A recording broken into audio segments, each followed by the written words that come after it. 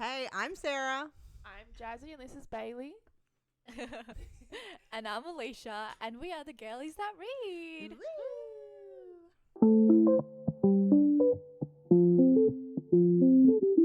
Welcome back. We are here for another book discussion and review.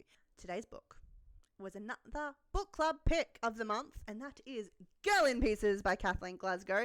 This one is a little bit outside of our normal ballpark.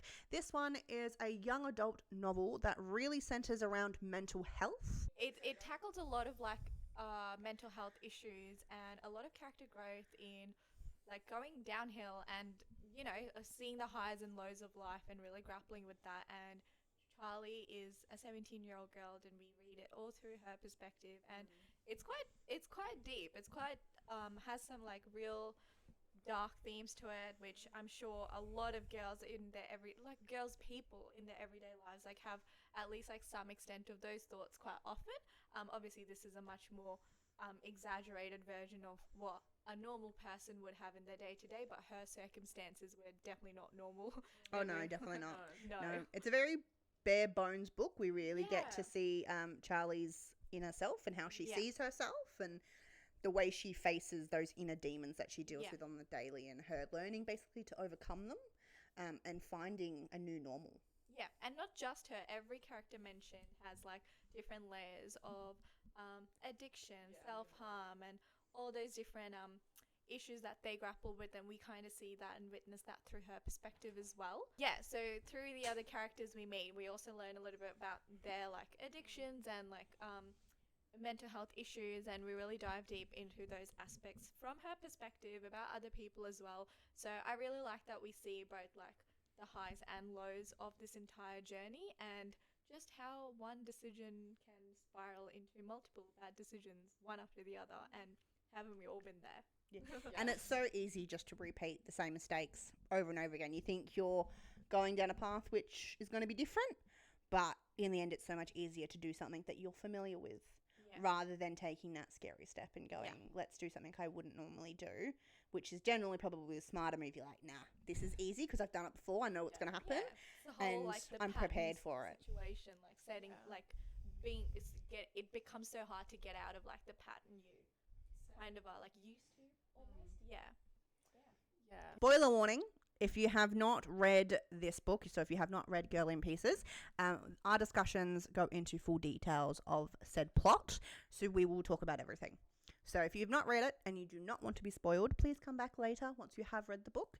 If you don't care about spoilers, or if you have read it, get comfy, grab a drink, tea, fizzy drink, grab your favourite snack, grab your favourite cat, do whatever, and get comfy while we chat through this story. Yeah.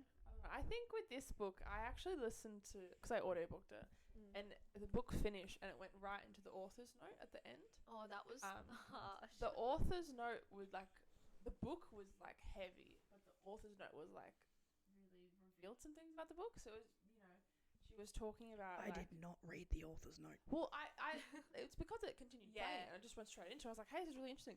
And it was, I don't know what the statistics are, but it's 1 in how many girls struggles with self-harm, and then all these things, and then there's substance abuse and all the fun things that are not fun to deal with. You know what I mean? And so she was writing about this book is for those people and those girls who have experienced this, because the whole book is about how, well, being a person is hard, and then being a girl is hard, and then being a girl with scars is harder. There's enough stuff you have to deal with, let alone when you're kind of battling internally. Yeah. And so it resonates, I think, with people who have experienced that, and that's why it's so harsh and raw and real, because where else would you talk about it? Absolutely. Yeah, no, that's definitely true. Yeah. And it was really brilliant how she spoke about the scars aspect specifically, because it's one of those things where you have to learn to accept and embrace it, because otherwise you're just going to not move on from the reminder that constantly is there on your body. And I think that was something that I really enjoyed on how Charlie's character was dealing with that physical kind of look of hers, always wearing the long sleeves even in the peak heat of, I don't know, Midwestern America. Where it was, and then in a kitchen. Yeah, and yeah. hot And she's just she'd rather literally suffocate being so humid and hot, over letting her scars be shown, because it's it's the scars represent so much of like what she wants to try and forget. Yeah. Yeah. It's probably worth mentioning. Obviously, I mean, if you look at the book cover and obviously the title, it's a little bit obvious what the book is Trigger about. warnings. But Sure. I We can go with that. Okay, well, because one of our friends actually put this book into our book club pick, and it won. And I was like, I don't know what it's about. What is it about? And she goes, have you looked at the cover? And then I looked at it, and I was like, oh. Fun little story for you. I owned this book before it was put in the wheel. And I bought it because in my head I went, oh, Girl in Pieces, sure. Chopped up body. Murder, mystery, crime. That's where my head went. Not self-harm, not mental health. Like, nah, my head went chopped up body. So you read Not physical chopped up body. Like this, obviously, Girl in Pieces, not physically chopped up, mentally chopped up is basically what it means. I mean, Well, no, but like Girl in Pieces. Okay. Mentally, she's in Yeah, pieces. yeah, I guess Not physically, she's not chopping off her body. Yeah. it's not literally. That would be some severe scars. Oh my Like, whoa. But yeah, so whilst obvious to some, not There obvious are to all. definitely. This is the we've had the spoiler warning. This is the trigger warning, just in Yeah. case you need it. Oh yeah, trigger warning. Majorly trigger warning. Major trigger warning. And this book didn't have trigger warnings. No, No. it does. Oh, Surely does it it? does. No, it doesn't. But because when I looked it up, whatever online, it definitely had trigger warning. Not in the audiobook, at least. Actually, not. Nope. So we've got the dedication, like to who? Chapter 1. Oh, what's saying there? No, I don't think there is This? any. So that's the copyright. They're just praises for the book. And what about the end? Is the trigger warning at the end? But 'Cause sure, I swear, like they trigger went warnings through. at the Like, start. yeah, it should. We've got Getting help. so that's the end of the book. And what does the blurb say? There's no trigger warnings on it. Yeah, interesting. Okay. Absolutely zero. Especially- That's- Which I found very very odd, but however, this is not a recently published book. Like it was published a little while ago. So I feel like trigger warnings on books is like the last 5 years. It's still a relatively new thing in publishing. And like fact like people go crazy with trigger warnings these days. Like, you know, like in all your books, there's pages, there's friggin' No, QR there's codes. links to Yeah. websites so you can read all So you because can- it would just be like 10 pages of trigger Yeah. warnings. Yeah. So like I was surprised, I think, because it's Yeah. come to something we've become to expect these days. Yeah. But yeah, when it was published, I don't think it was natural. It wasn't Yeah. part of the normal standards. Well, for the purposes of our episode, the trigger warnings are definitely mental health institution, self-harm, different variations of self-harm, potential relationship use. between minor and adult, It's got drug It's not use, potential alcoholism, drug addiction, alcoholism. It's got suicidal thoughts. Yes, blah, so blah, it's blah. got There's a lot. everything under the umbrella of that. Yeah. And so, of course, if that is triggering, avoid it. Your mental health is more important than anything else. Yeah. Okay, but anyway, so we have touched briefly on Charlie's story, but basically what happens with Charlie, so as mentioned, she's 17. She's just basically had an accidental suicide attempt. So she wasn't actually trying to commit suicide. She was going through her normal process of self-harm, went a bit too far, and this led her to being one in hospital. And then after being in hospital, she's put into a institution, Yeah, like which is basically meant to help her work her stuff out and try and help her face her demons and find like a healthier lifestyle. in a healthy environment. Yeah. to support- This stay at the institution basically turns out to be only temporary. That she can't stay permanently due to costs. And as her father has previously passed away many years prior, her relationship with her mother is shot all to hell. Before the institution, she was living on the street, so she pretty much has nowhere to go. Now, she is released to go live with her mother, but even her mother agrees there's no point in you coming home.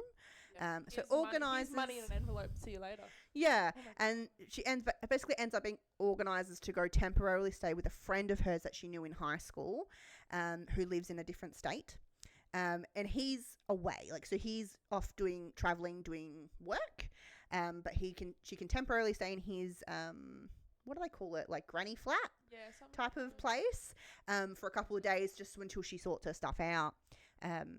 And that's kind of where we start the story. So Charlie, obviously having to face what she's done. She starts off the book actually mute. She's not talking.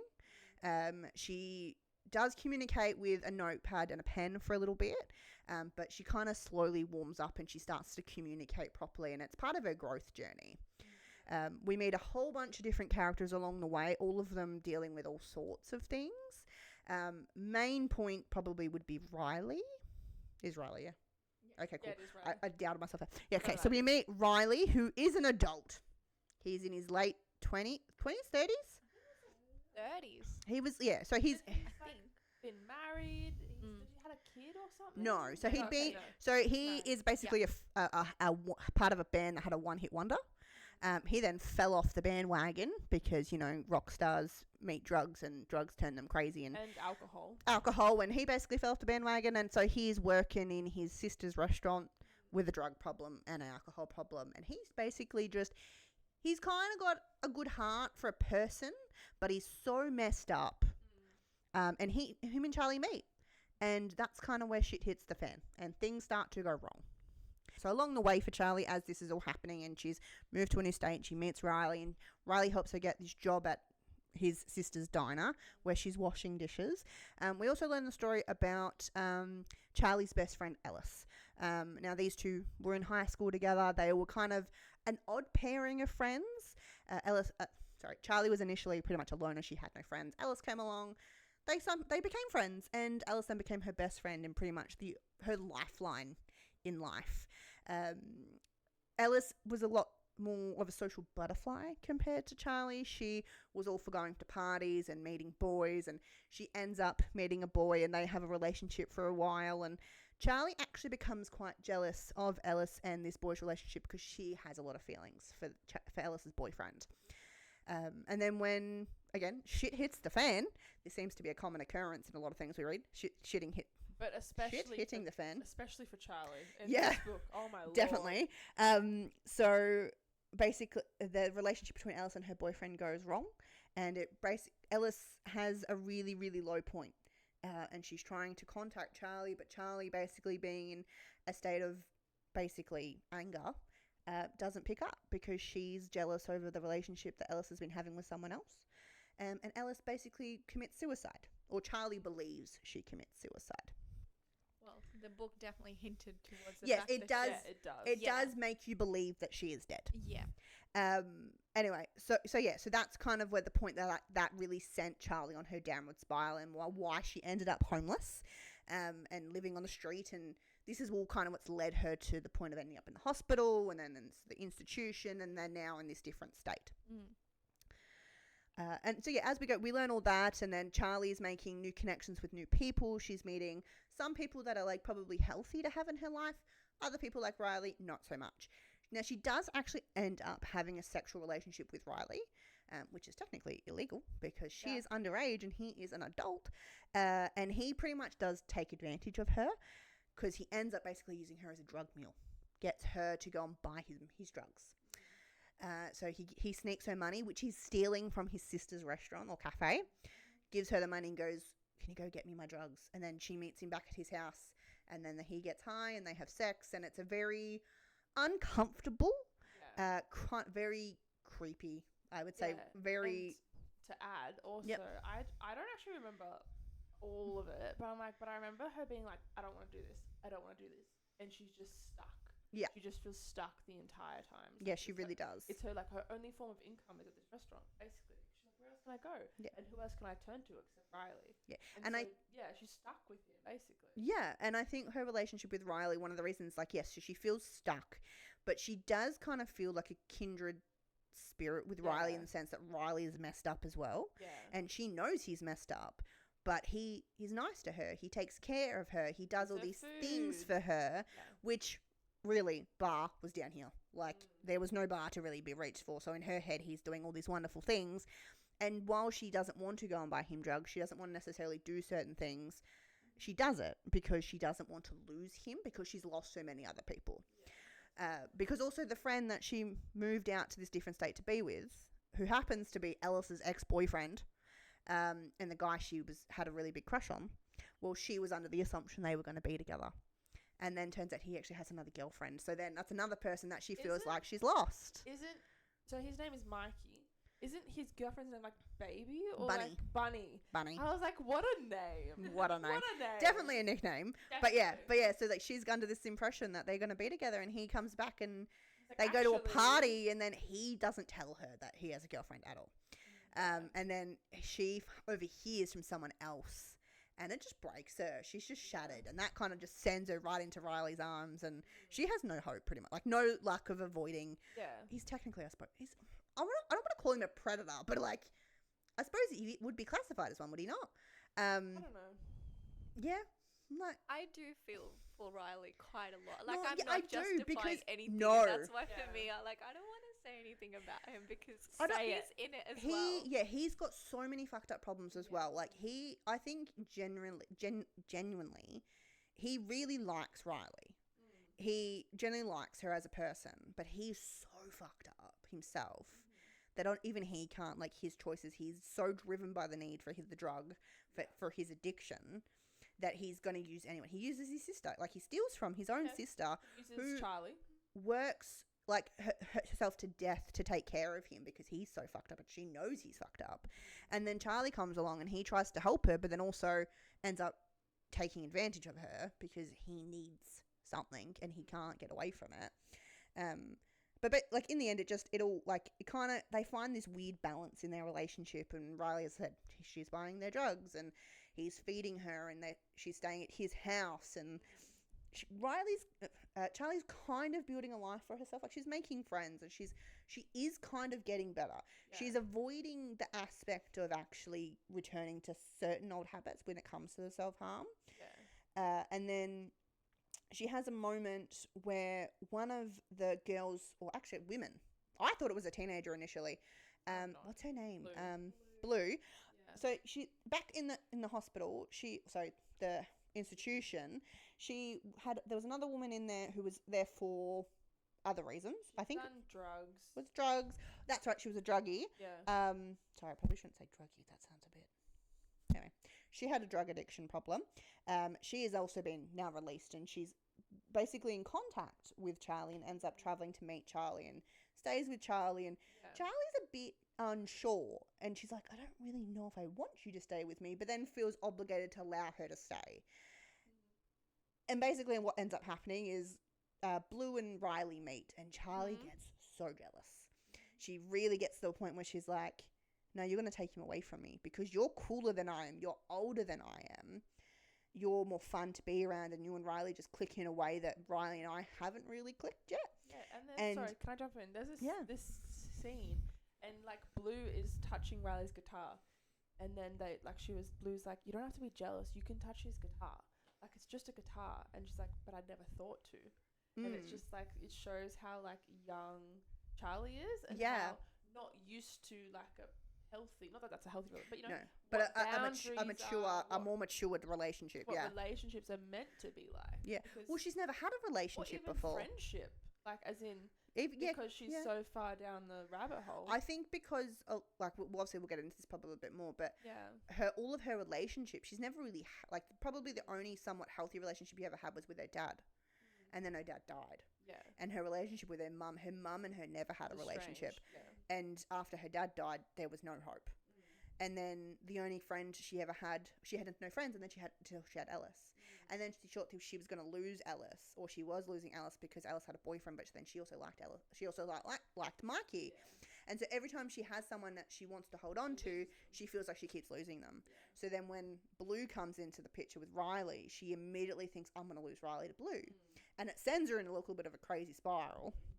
And at first she freaks out, and then Blue's like, no, I promise, nothing's going to happen. I swear nothing's going to happen. And Charlie kind of goes, okay, well then, I'll give you one guess what happens. Shit hits the fan. Oh my gosh. So, I want to get that on the shirt. Shit hits the fan. And basically what ends up happening is Charlie goes to, right? Who picked that name combination?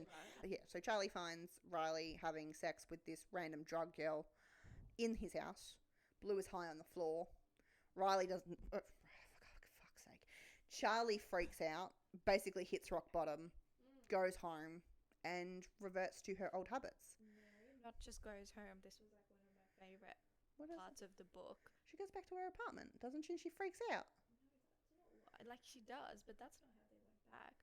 I don't remember. I actually No, he literally like chokes her.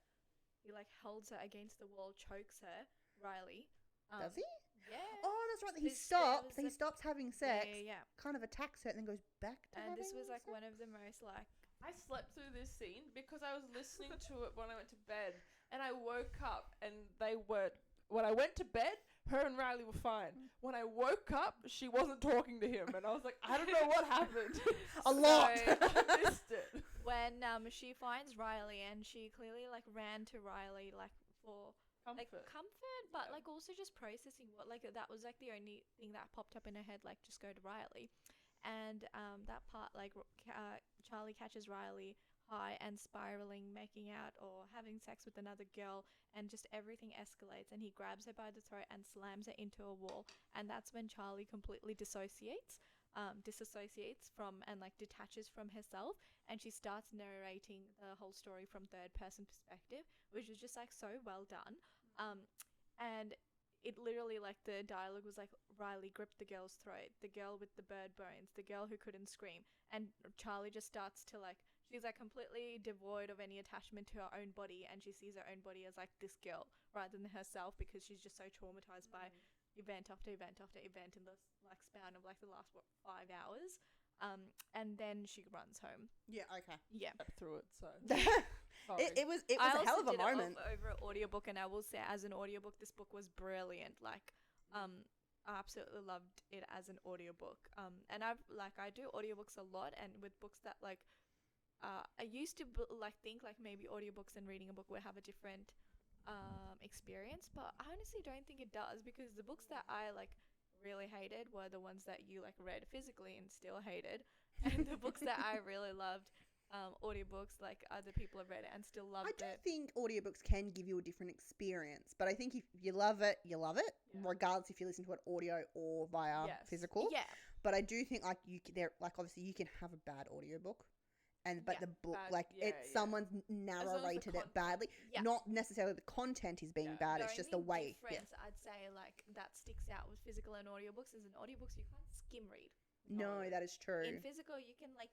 Connecting words you don't even see it when you're reading. That's the whole point. Yeah, of, like, your brain auto-fills. Yeah, but then with audiobooks you listen to every single word. Yeah. You skip in it. So it's like, it's definitely a different experience, but this was like amazing as an audiobook to listen to. Maybe I should go and listen to the audiobook. Okay, so she hits rock bottom for the billionth time, and then is found in her apartment by Linus and Tanner. Linus and Tanner are two people she worked with at Riley's sister's cafe. They end up basically wrapping her up, patching her up, and technically kidnap her, because they put her in a car and take them with her, take her with them to Linus's, was it father or grandfather? Something. Familiar relation, who is basically an artist, and he's loaded in the mid, and he lives in this ranch in the middle of New Mexico with just the cushiest life ever. Basically, they take her away from the chaos to try and give her a chance to heal and basically work out what's just happened and try and get back on track. Linus's grandfather, father, familiar figure, old mate. Basically ends up helping Charlie work through some stuff at his place. Helps her kind of work out what her next steps are going to be and what she needs to do. And basically that is just focus on herself, focus on nobody else, just her. She can obviously have friends, but making better choices.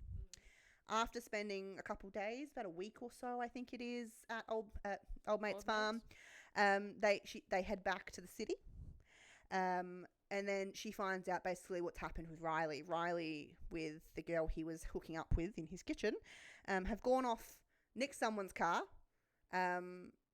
robbed somewhere. Committed crimes, basically. Riley then crashed said car.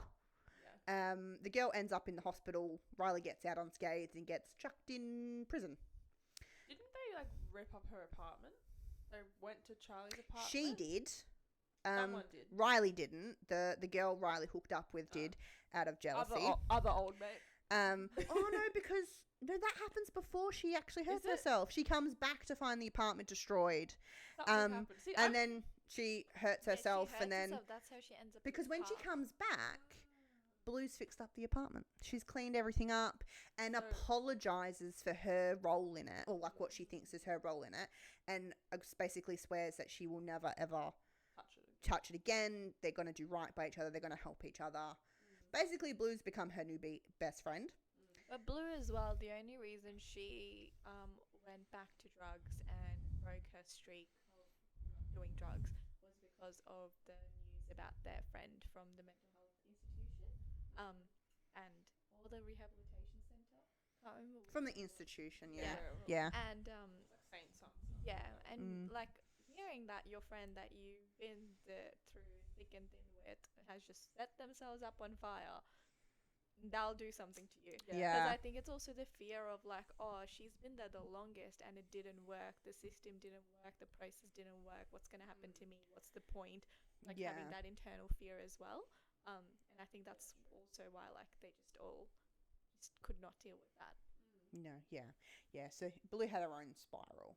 Because I think that's actually one thing about this book is it's not just Charlie's growth story we get. We get Everyone. multiple characters going through their own growth journeys and making the wrong and right choices and basically working out how to live.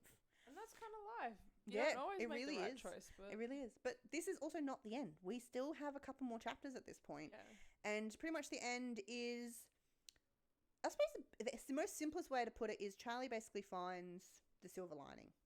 She gets the opportunity pretty much for her of a lifetime when old mate swings in and is like, hey, I got a job for you. Because throughout this whole thing, one thing I don't think we've actually mentioned is Charlie loves to draw with charcoal. She's a very talented It's artist. how she expresses her feelings. Yeah, she Yeah. really just, she spends a lot of time, like it starts off as something simple, like something she just likes to do at the start of the book, and then it becomes a lot more throughout the book. It becomes really important. It's a really important aspect that she focuses on. It helps her calm down. It helps her work through things and everything. yeah.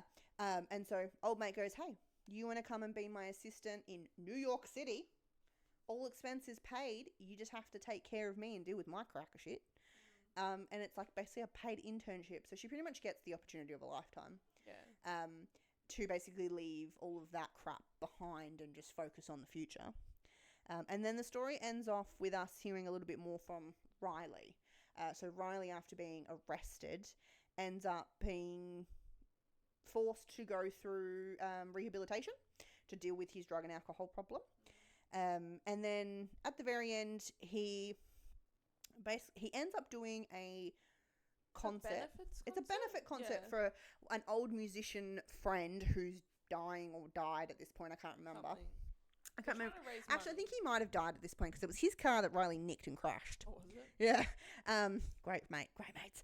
Yeah. And anyway, Riley gets let out of his confinement And they were like, to do the concert. We won't press charges if you still do the concert. Yeah, Because he'd already said he'd do it. Yeah, exactly. Yeah, So yeah. he gets basically allowed to do this concert, and he asks Charlie to come to just listen to him play one song, and because he wants to basically apologize for how he treated her, what happened. I didn't know Charlie knew that he was going to be there.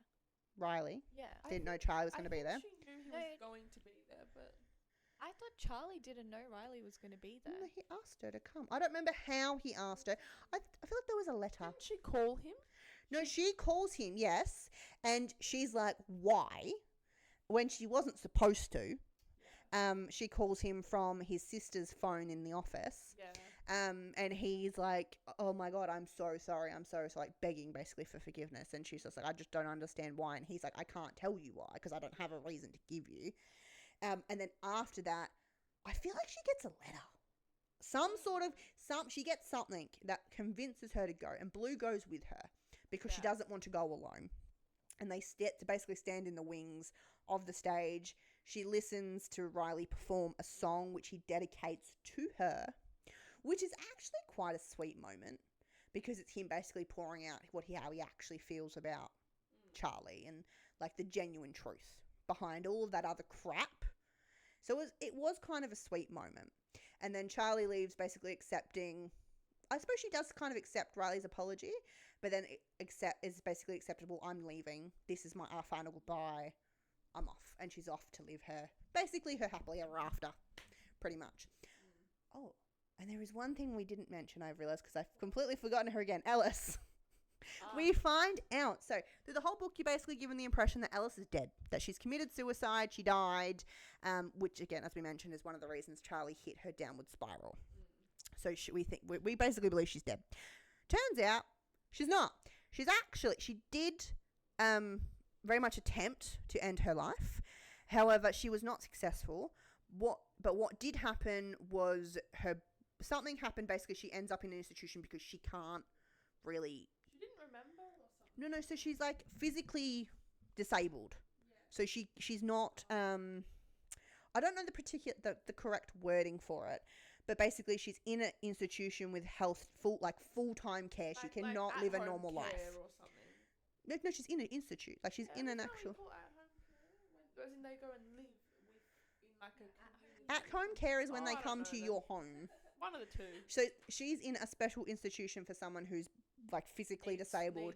She's care. also got some mental issues as well. So she's not the Alice that Charlie remembers. She's severely disabled, but she is still in fact alive. And if she wants to, she can go and see her. And there's kind of left on a note with basically Charlie kind of feel like intending that she will go eventually see Alice. Because obviously there's things that she needs to work out, she needs to fix, and she probably wants to make some apologies of her own to basically also continue her journey of growth. But that is basically the whole book. A lot happens in 300 and something pages. A lot of stuff hits the fan. A lot of shit hits the fan. A lot. Say it, I do. No. Someone doesn't swear. I do. Clearly. But look, I'll make you a special T-shirt that's got it in asterisks. Oh, thank you. Thank you. It's a very heavy book. Yeah, but I think it was a really good read. I think it obviously covers a lot of important topics, a lot of things that I think are not necessary. Actually, these days they probably are talked about a lot more than they used to be. Yeah. But like when I was growing up, well, in my teenage years, because I'm a little bit older than these children on the couch. Thanks, Mum. Darling. What do you mean? Still in 20s though. For like less than 5 months. Still in 20s. I feel the grey hairs growing out of my skull as we speak. But like, yeah, so in my high school years, this was not stuff you talked about. You didn't talk about mental health. You didn't talk about feeling depressed. You didn't talk about like, having those urges to commit self-harm or whatever it is. You didn't talk about it. I did know a few girls that I do know did do it, but for my interpretation, they did it more of as a, look what I did, like, ha ha ha. Like, it was not an actual serious mental health thing. It was a, look at me rebel, look at me being, like, it was not an actual serious issue like it is for Charlie in her book. They were not going through actual, like, look, I could be completely wrong. There could possibly been one or two of them that was. But with reading that, you don't. Because it's an internal battle. And people don't tend to talk about it. Yeah. It's not something, because obviously a lot of things with Charlie is that does struggle to talk about it. She hides herself, as we mentioned as you mentioned earlier. She wears these long sleeves all the time, even when she's at her job in the cafe. She's out the back in the hottest part in the kitchen. Let me wearing tell you, overalls, overalls and long sleeves, washing really dishes, which wouldn't be so humid, like all day. That's what she does. It was middle of summer. Yeah, like it would be horrible. She must just stank after work. Let me tell you. But like, so she spends this whole time just she doesn't want to talk about it. She wants to, I think at certain points, just kind of forget and move on. She wants to find the right path, but she's also like, just don't talk about it. She's not letting it go. Sorry, I had to stop that in there. But I think but the other point with that is that a couple of times there are other characters also that make her feel ashamed actually. Ashamed's the word I'm going to use. Yeah. Because Riley's sister at one point sees her with her sleeves rolled up. Oh, she was wearing, was her sleeves rolled up? She had her sleeves rolled up. Oh. And I can't remember what, I think she might have been, I don't know if she was in the front of house or back of house at the time. she went front of house and But took an order. Yeah, and her scars were out, and Riley's sister made a comment and kind of went, you need to keep that covered up. We don't want to make customers feel uncomfortable. Yeah. And in that moment, I think Riley was having a moment where she wasn't feeling uncomfortable. She wasn't feeling self-conscious. Charlie. Oh my gosh. Sorry. I should have a counter on screen for how many times I've messed up their names through this whole thing. It would be at a bazillion by now. But yeah, so she was having a moment when she wasn't feeling self-conscious, and then it takes one person, one comment, and it sends her backwards. And it happens, I feel like it happens a fair few times in the book. Yeah, no, I agree. Even Riley points out, like, when he finds out her cutting box, he, like, judges her. But I'm like, you have a heroin box, so who are you to judge? Also, she's a minor and you're sleeping with her.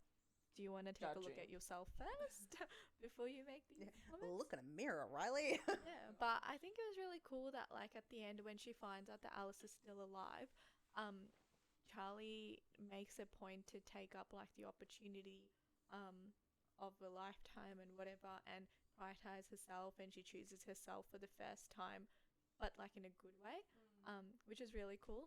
But in this book, like, there were two things that I just didn't like story-wise. Well, not like, but just didn't like connect with, and that was like the start of the book where she's in that center. That is so long.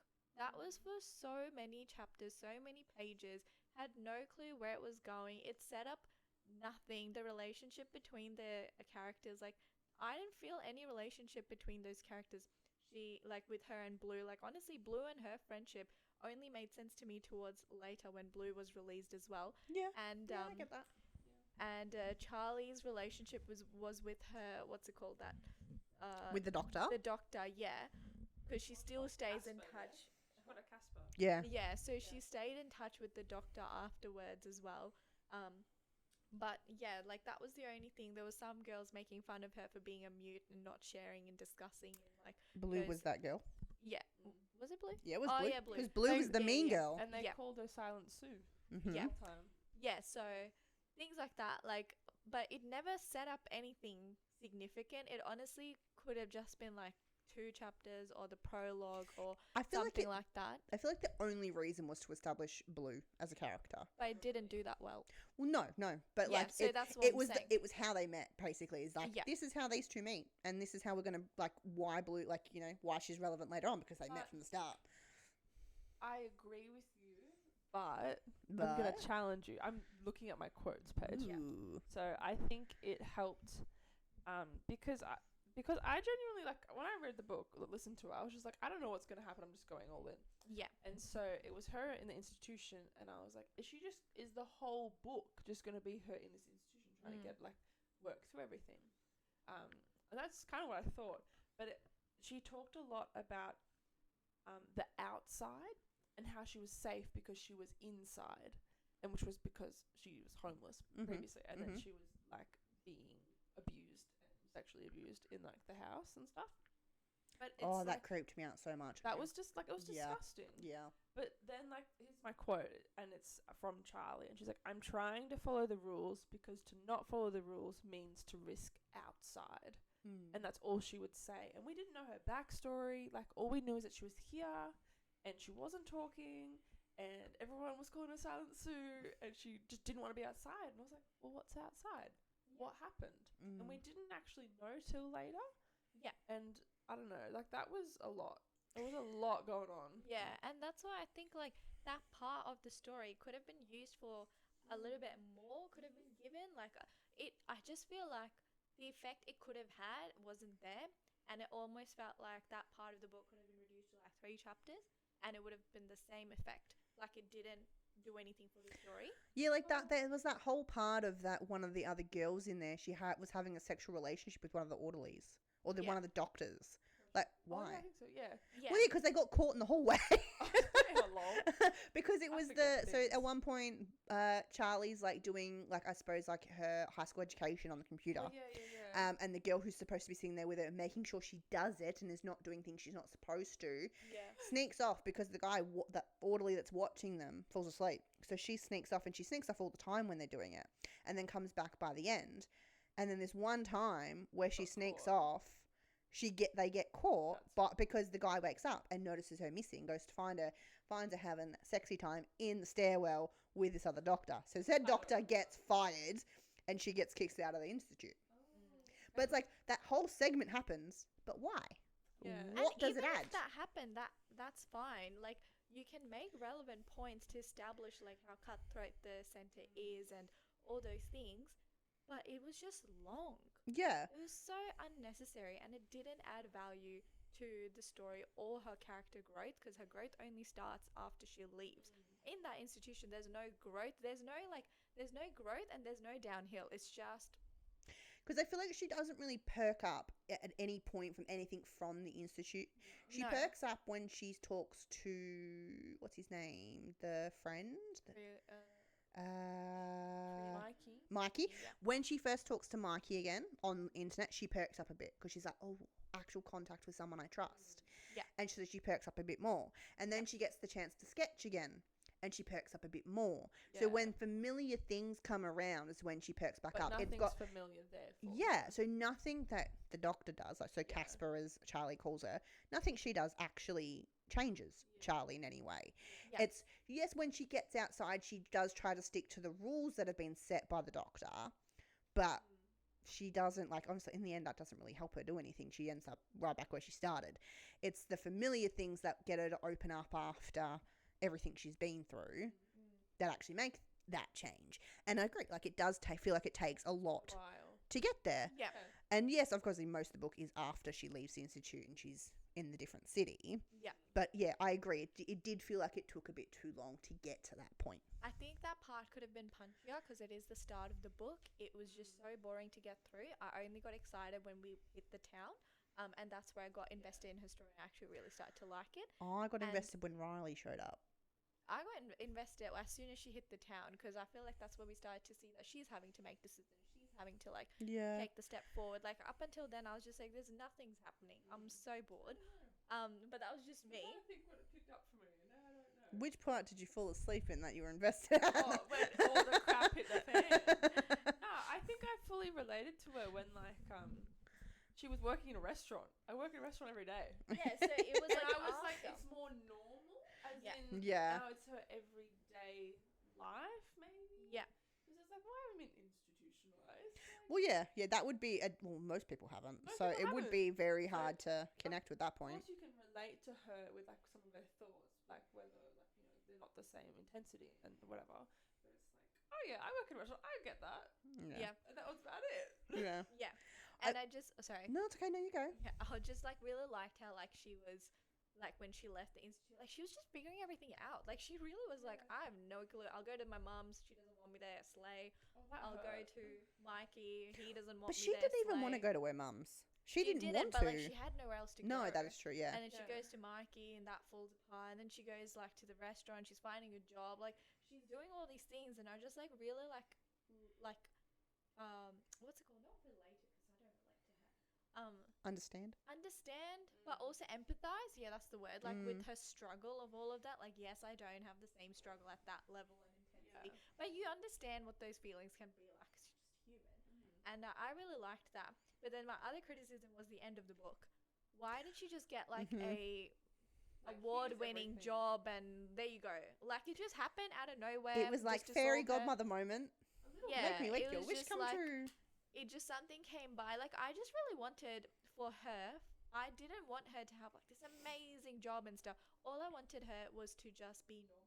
Like I just wanted her to have a normal ending, a normal life, because that would have resonated with readers the most, especially readers that have similar problems that they go through. Like they don't have expectations like, oh, I'm going to become like this famous artist and all this stuff. All they want is just normalcy, and that's what Yeah. I really wanted for her. So the last end of that book really like just annoyed me a little bit. Like it actually physically annoyed me, not just like, oh, I didn't like it. It actually was like, why? Like all she needed was just a normal life. That girl just like deserves a chance to just live a normal, healthy life where she's continuing to like just deal with her struggles and move forward rather than being pushed on the other end of like just exciting like Yeah. adventures. I actually had, I was thinking about this after I read it, and after because we had an initial conversation, we had this point, and after you mentioned it, I went, oh my God, you're so right. It is really much like a Yeah. Loose ends tied Like, up. you know, like, oh, like, you know, here's the easy way out type of thing. And I feel like would have been great because it's this kind of established throughout that Mikey has his landlady. So Charlie temporarily stays in Mikey's flat. Well, no, she's an artist and she does art classes, but she does art shows and all this stuff. And it's kind of hinted at, like, you know, that she offers Riley the chance to work with her. Charlie offers Charlie the chance to work with her. And, like, I feel like what would have been better and more realistic is that Charlie comes back to the city. Like, she can still go off in that retreat, meet that guy. He can give her some wisdom and help her along. But then she comes back to the city. She picks up the pieces that have shattered after everything to happen with Riley. Riley can still apologise in the same way. But she stays in the city. She stays at the cafe, working at the cafe. And she starts working on her art with Mikey's landlady. And that's what, like, would be way more normal. Because didn't she do an art show and she actually put some pieces? well, yeah. Well, that was where she was meant to be going the night where everything happened. Because she was meant to go to the show. Everything's coming back. It's all coming back. I know it's called Girl in Pieces. My memory's in pieces. I was in deep realm when that happened. Maybe you should read the book. No, I couldn't be bothered to go back and find where I was. I was like, good enough. But yeah, so, like, I do feel like that type of thing, like, she could still have done the whole art thing because it had been expanding upon that throughout the book and her having that art show and that opportunity. And that could have led to her, like, you know, him being like, hey, I want you to do this for me in the city, not being shipped off to New York City with this rich artist who's going to solve all her problems. Just like hey, you can do this type of moment with him. Here's some advice from an old artist. Like, you know, inspire her. She goes back, fixes it up, gets back to work and goes, okay, moving forward, not going to do that again.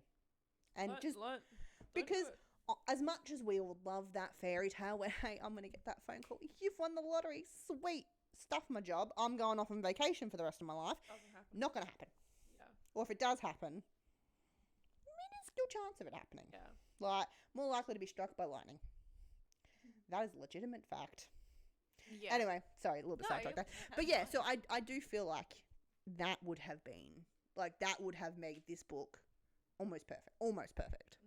But yeah, I'm with you on that ending. Yeah. 100%.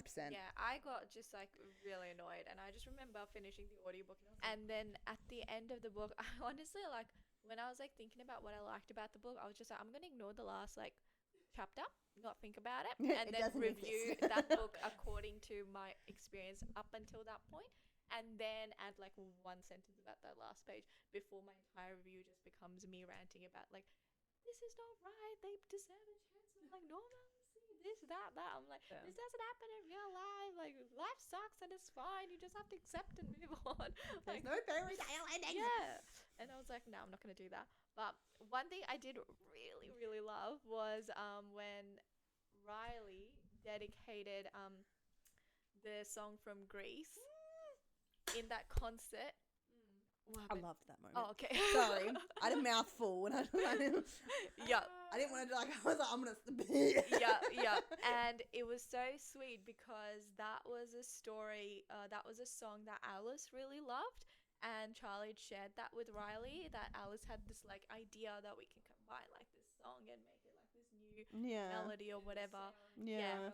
And it was just so beautiful that, like, Riley not only remembered that, but part of his apology was also, like, trying to let what's her name know, Charlie know that everything between them, like, yes, it got really messy, yes, it got, like, very, very, like, went downhill. It doesn't mean that he didn't care about her. It's just his addiction took over anything else that he cares about. But he was listening, he wanted to be there for her, but he wasn't able to be there for himself either. It was, like, a very accepting moment, especially when, so just with the part when you're like, that he actually remembered it, because he does forget so much. She tells him so much, and then she has a moment where she actually goes, oh, you don't actually remember what I've told you because you were high or you were drunk or something. And obviously she doesn't, at the time, she knows he's kind of drunk or not really there.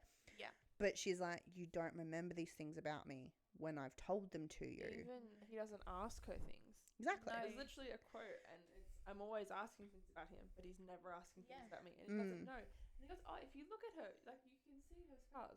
They have sex. He's seen her naked, but he doesn't think about how they got there." No, and I He's think that's shocked, part right? of like his trauma as well. He's Like he so doesn't out of want it. to know almost. Yeah. Like he's like, I've painted a picture about you in my head and I want to keep it like that.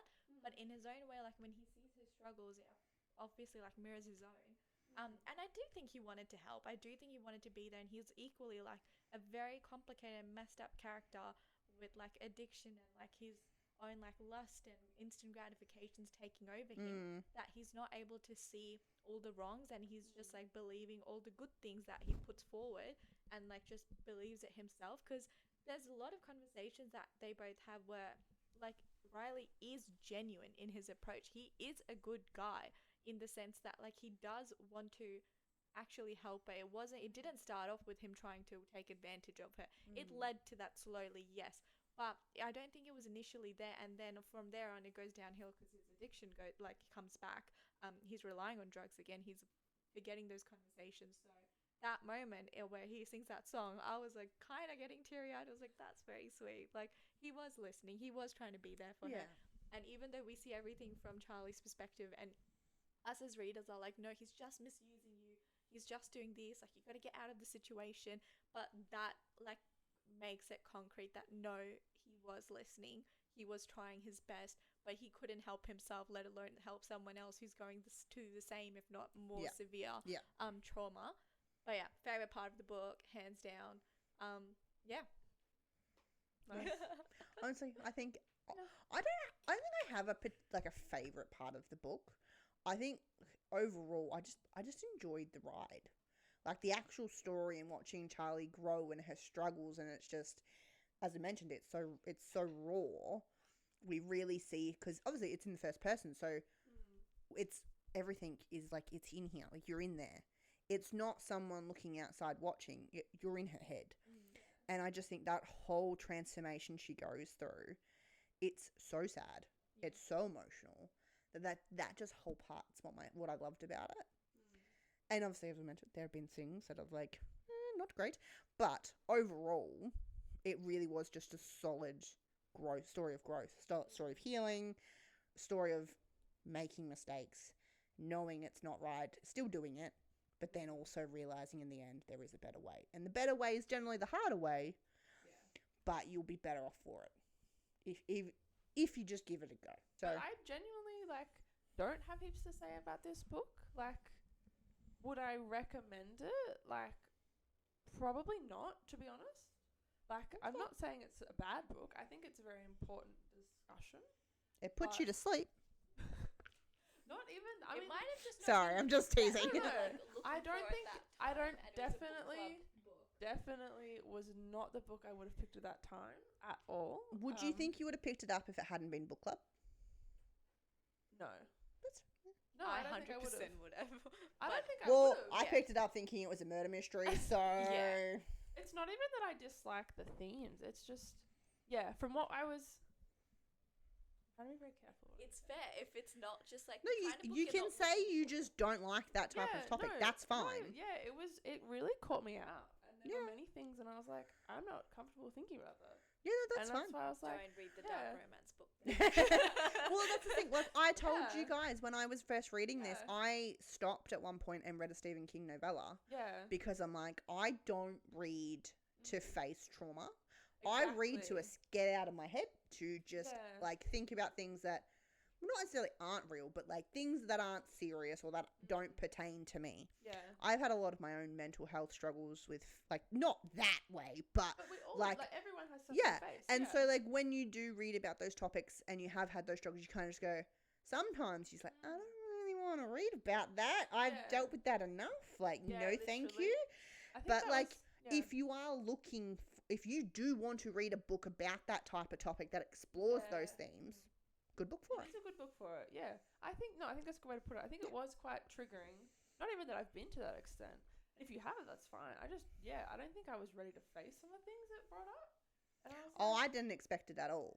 When it was once we were kind of in and I knew what was happening, I was kind of like, okay, yeah, that makes sense now. This is where we're going. But initially I was kind of like, oh, it's this kind of book. Okay, Yeah. right. Okay, need a minute.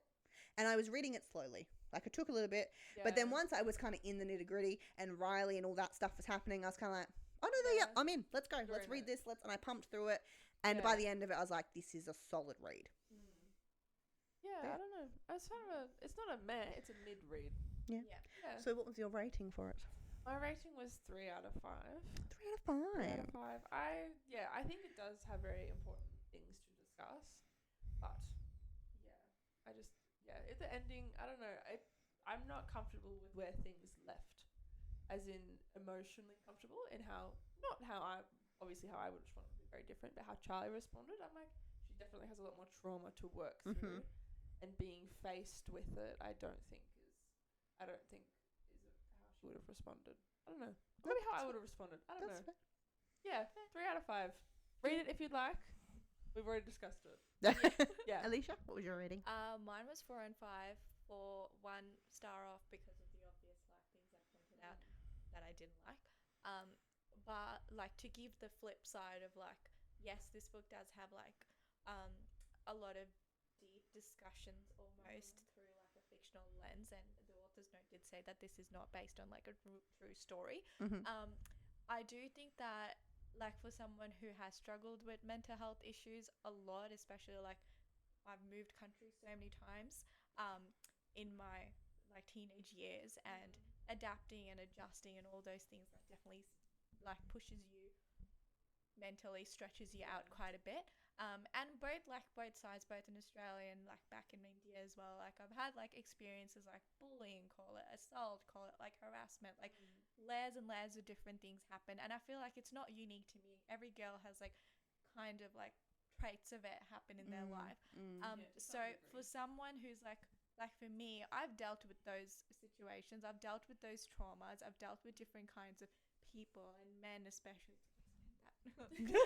Do it, after dealing with it was actually really nice to hear that story, because it does connect you with a community of people and normalizes your situation, and it makes you feel you'll be strong enough to get through it. And that's one of the reasons why I love dark romance, because it gives you a lot of confidence, a lot of courage to get through your traumas, get through your issues, get through your memories. And because sometimes it's memories of when someone you don't like has touched you, you remember it for years after that. You can feel it on you and it just makes you uncomfortable. Those kind of things, they really stay with you.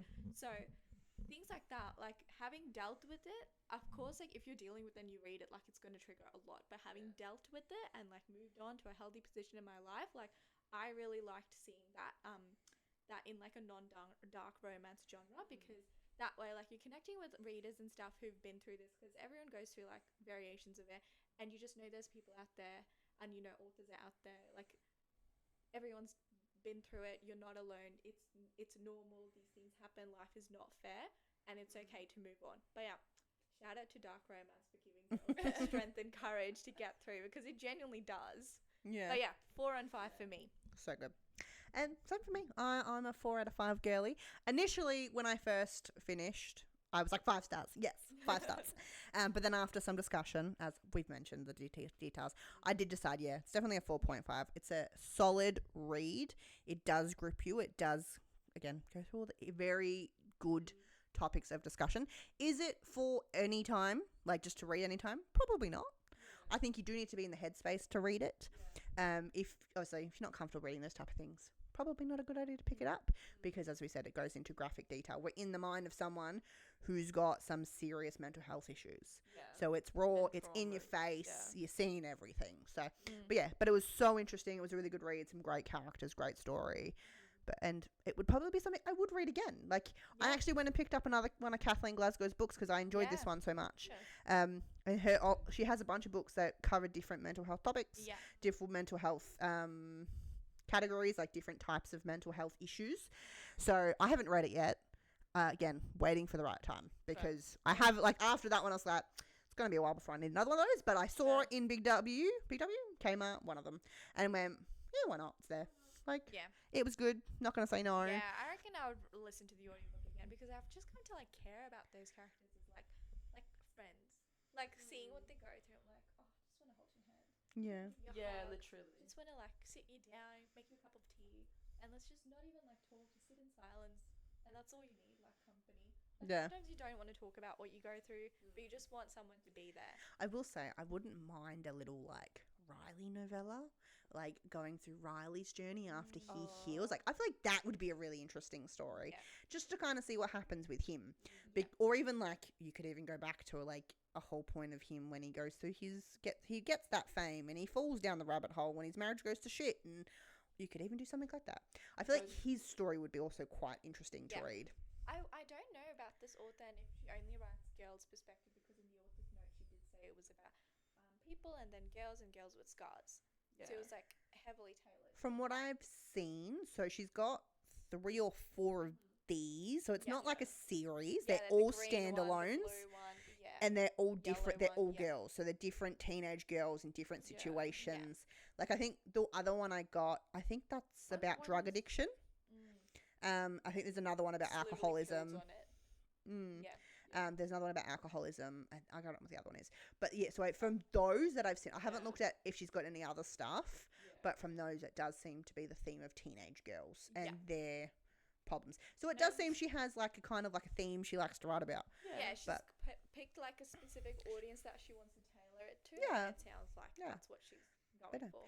But I think we Yeah. can say, Girlies That Read, we enjoyed this one. We It's did. a solid read. It is. Not disappointed by this one. It's definitely an improvement on some other months. You can say that. One Look, book we- club we actually skipped because it was Yeah. So look, the wheel and look, the wheel makes some choices.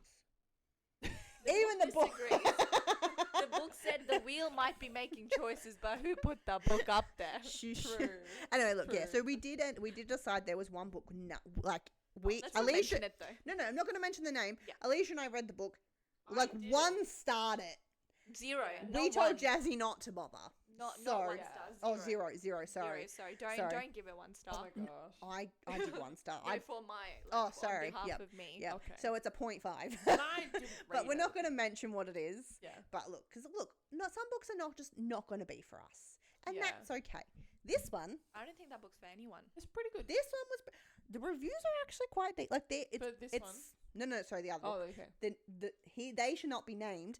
Had The like book that should a not be named. 3.8 I on disagree. Goodreads. That's paid for. They paid for those reviews. There's no way. There's no way. You read the book. I audiobooked it. Same experience. And I had no experience. So You don't want that experience. Yeah, I didn't. Look, it's $26 or whatever I paid for it. So I'm not getting back. So Yeah. Oops. Giveaway time. Do it. Do it. Someone you No. hate. I've already done a giveaway today. It went to Jazzy. Lovely. Yeah. One thing I was going to say. Oh, Ready? please, This is please my tell last- us. This is my last thought. I know we've wrapped it up, pretty much. Well, apparently not, because she's got last No, thought, This folks. is my last thought. Mm. I think Girl in Pieces was. I think you said it very nicely earlier. Is a good book to be like you're not alone, and this is what I want to add. And I would ask that you put it in the clippy. I'm cutting it out. No, I'm kidding. No, this is a good point.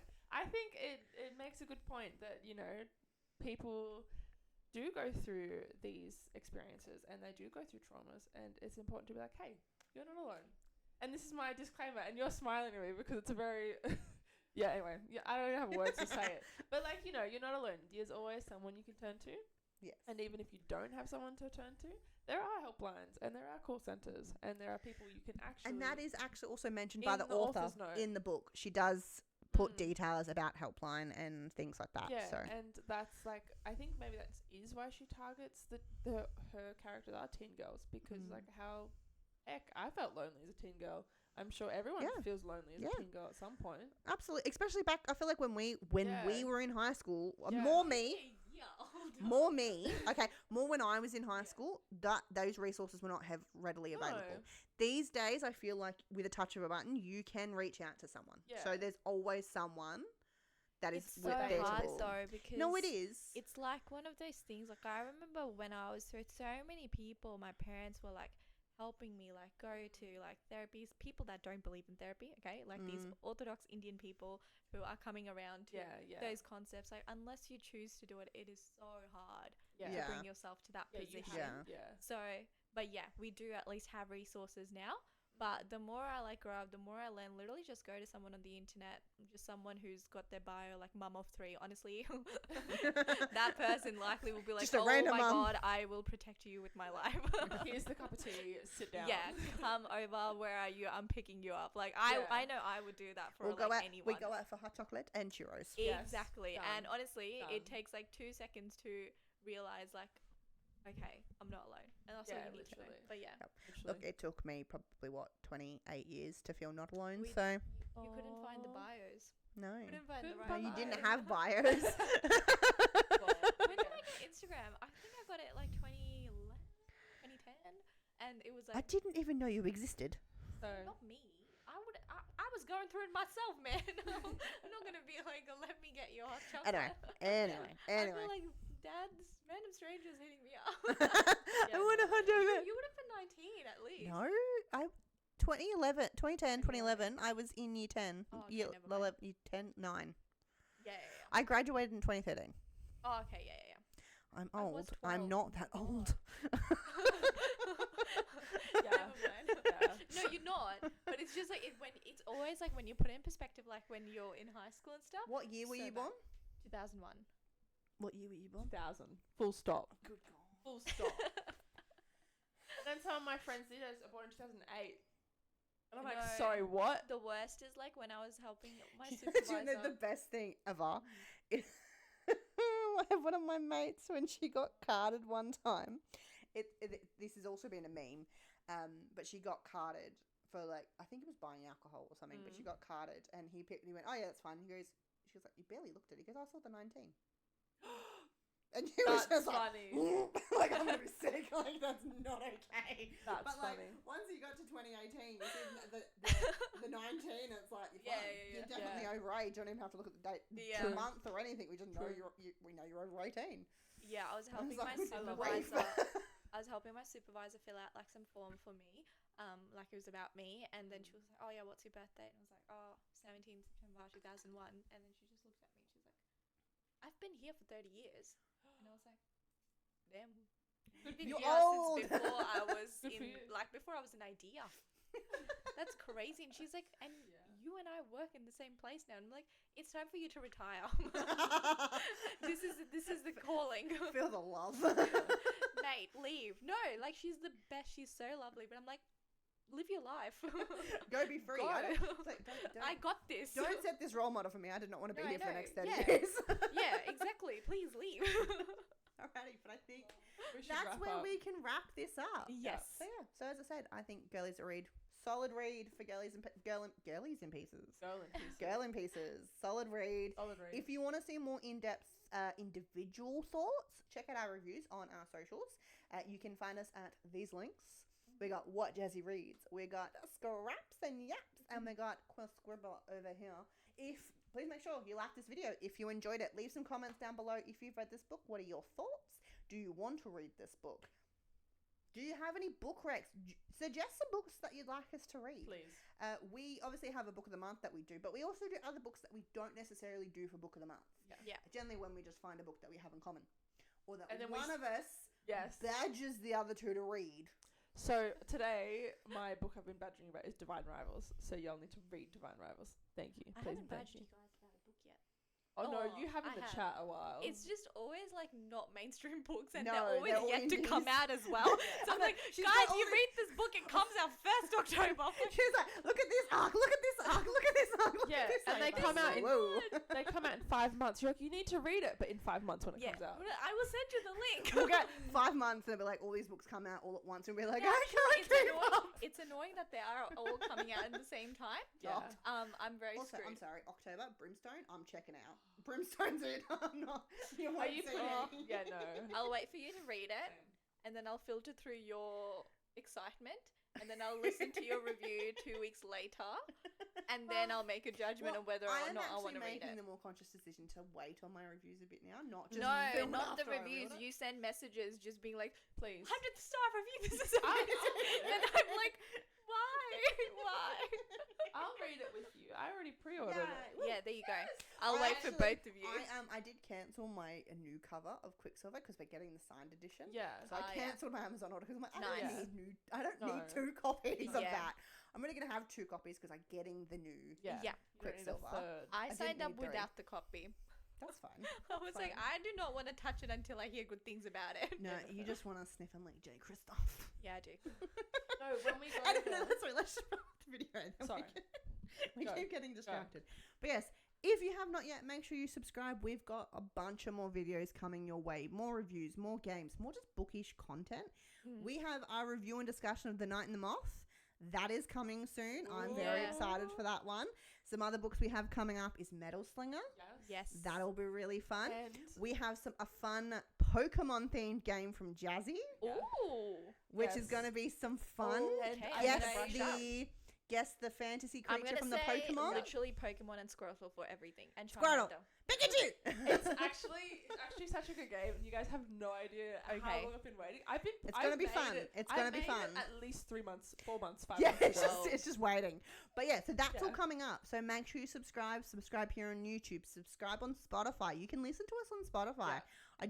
If you don't have the time to watch a YouTube video, you can download it from Spotify, listen to it when you're in the car. I literally listen to our own podcasts on Spotify. I honestly don't Yep. even get the time to go on YouTube. Yep. Yeah. Also, you can follow us on social. So Instagram and TikTok, we keep them up. Or Jazzy, resident social media expert over there, keeps them updated with all what's going on when Yep. things are coming out. Some fun reels. We filmed a couple quirky little Fun cutesy things reels today. That'll be fun. They'll be coming out soon. So you gotta follow to see them all. So stick around, and we'll see you soon with another video. But until then, thanks for joining us. Bye.